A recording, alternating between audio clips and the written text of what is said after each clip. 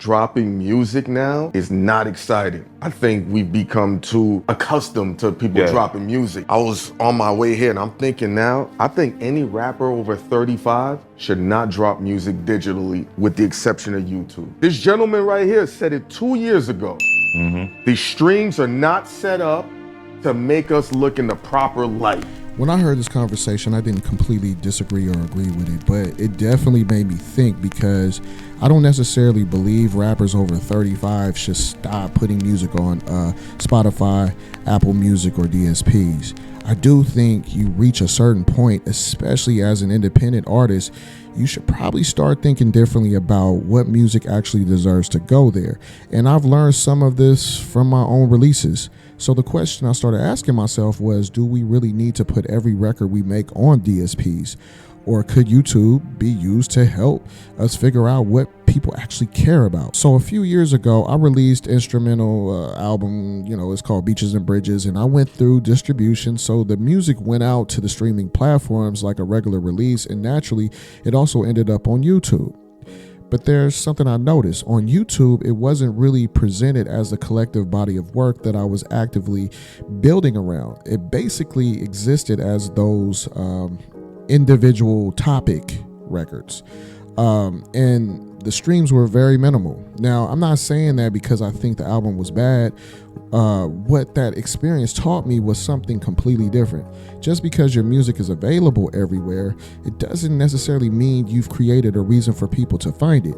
And it made me ask, how many independent artists have 30 to 40, 50 songs sitting on streaming platforms, but don't really know which records their audience connects with the most? Because releasing music and understanding how people are responding to it are two completely different things. 5 million on YouTube, right? Right. That's more money than you would get on Spotify. And it looks more presentable of our culture is still relevant. They're using this to say these rappers aren't relevant. So a few years later, when I started releasing Proud of Me, I decided to approach things differently. Instead of immediately taking everything and sending it to every DSP, I put the music directly on YouTube. And this time, I wanted to observe the response from deciding what I wanted to do with those records long term. Which records seem to connect more, which records naturally got more attention, which ones just feel good, right? And which records might deserve a bigger push somewhere down the line. I didn't need every song to become an official single immediately. I just wanted YouTube to give me something else, a forecast, not a guarantee, but a forecast. Just enough information to help me make better decisions about where I wanted to put my energy next. And if a song doesn't connect the way that I expected, that doesn't automatically mean the record was bad. Maybe I rework it, reuse some of the lyrics. Maybe the production becomes, something else. Maybe I change the arrangement. Maybe I sit on it and come back to it later. But as a producer, nothing necessarily has to go to waste. So here's the question. If one record is clearly getting a stronger response, what would I do? I just give every song the exact same release plan?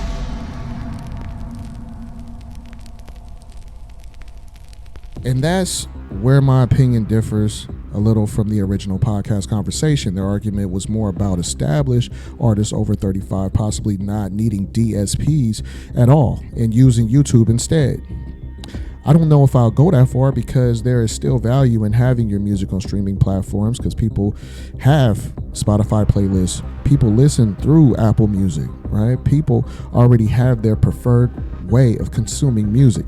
And if somebody genuinely likes your record, you want to make it easy for them to listen wherever they're normally listening, right? So I'm not anti-DSP. What I'm questioning is whether DSP distribution always has to be step one, especially for independent artists. Because an established artist with a built-in audience and an independent artist who's still growing probably shouldn't be approaching every release the exact same way. Should they?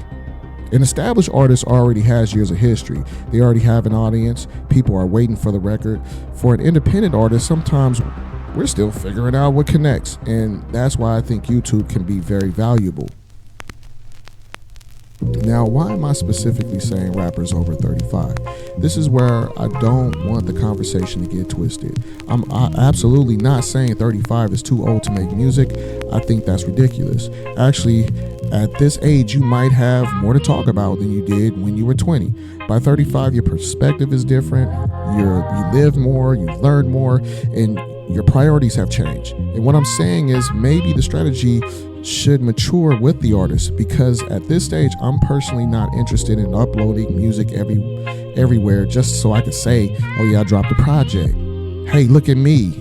So the real question becomes, at this stage in your music journey, are you trying to release the most music, or are you trying to release the right music?